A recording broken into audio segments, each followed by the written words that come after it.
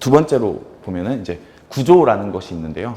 제가 저는 이제 소설가라서 시는 잘 모르지만 이 설명의 편의를 위해 시를 한 편 가져왔습니다. 그래서 산성을 돌아 쌓이고 쌓인 슬픔을 돌아 상여를 메고 이렇게 되어 있는데요. 그러니까 산성을 돌아 쌓이고 쌓인 슬픔을 돌아니까 산성이랑 똑같은 자리에 쌓이고 쌓인 슬픔이 있는 겁니다. 그러니까 산성을 A라고 생각하시면 쌓이고 쌓인 슬픔이 B이겠죠. 그래서 A와 B가 똑같은 자리에 있기 때문에 산성이 곧 쌓이고 쌓인 슬픔이구나. 근데 왜 슬픈가 봤더니 상여를 메고 이렇게 나오니까 누가 죽었구나. 그래서 이 사람은 산성이 그 쌓이고 쌓인 슬픔으로 보이는구나 라고 이런 식으로 되어 있는데, 이거를 소설에서는 이제 어떤 식으로 적용을 하냐면요, 이 밑에 이거 제가 원래 있는 소설인데 조금 각색을 한 겁니다.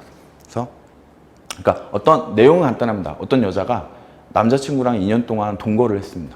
그래서 근데 어느 날 갑자기 이 남자가 짐을 딱 싸더니 잘 있어, 너 이제 뭐 질렸어 이러면서 그냥 떠나버린 겁니다. 그래서 남자친구가 갑자기 짐을 싸서 떠났다. 근데 이 여자는 뭐 괜찮아, 나는 저 남자 없을 때도 잘 살았어 라고 생각을 하면서 그냥 뭐 설거지하고 빨래하고 뭐 청소 돌려놓고 그냥 이렇게 지내고 있는데 갑자기 세탁기가 고장납니다. 세탁기가 갑자기 고장납니다.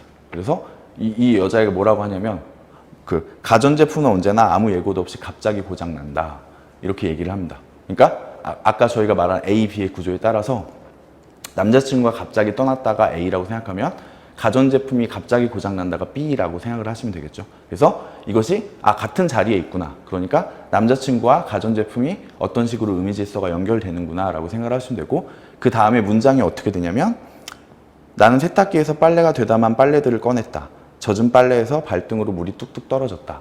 이렇게 나옵니다. 그러니까 아까 남자친구와 가전제품이 연결됐으니까, 그리고 세탁기가 고장났으니까 이제 빨래가 되다 말았겠죠. 탈수가 안 된 상태니까 빨래를 꺼내면 발등으로 물이 뚝뚝 떨어졌다라고 나오는데, 써있기는 빨래에서 물이 떨어지는 거지만 이제 저희가 읽기로는 이 여자가 우는구나 라는 거고, 이 소설은 사실 장편 소설인데 이분은 이제 계속해서 온갖 가전제품이 고장나기 시작합니다.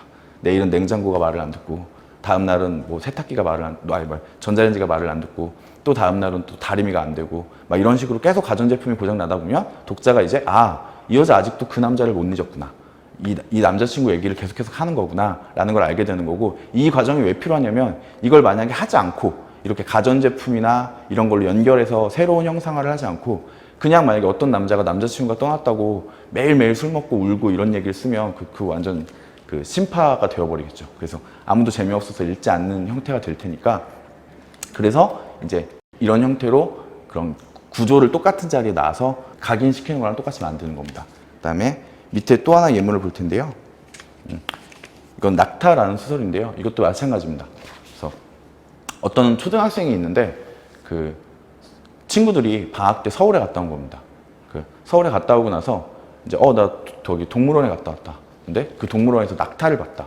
낙타는 눈썹이 길고 뭐 혹이 2개고 막 얘기를 하는 겁니다. 그때 이 시골에 사는 초등학생이 서울의 동물원에 낙타가 사는구나, 막 미지의 동물 이라는 거를 막 생각을 합니다. 근데 이게 이제 A라고 생각을 하시면 되고요.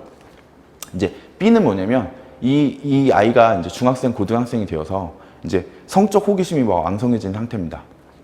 근데 서울에서 또 동네 형들이 나 저기 막 서울에 갔다가 이런 데 가갖고 뭐 그런 성매매 여성 같은 걸 보고 왔다, 막 이런 식으로 얘기를 하는 겁니다. 그래서 또 얘가 성적 호기심이 왕성한 상태인데 선배들이 그런 얘기를 하는 걸 보고서 막 그렇구나. 근데 이게 똑같은 자리에 있기 때문에 낙타와 이런 성매매하는 여성을 똑같은 자리에 연결해서 놓는 겁니다. 그 다음에 소설을 어떤 식으로 쓰냐면 이 남자가 성인이 되어서 서울에 갔는데 어떤 공원에서 갑자기 이 남자한테 낙타가 걸어오더니 아저씨 저랑 연애하지 않을래요?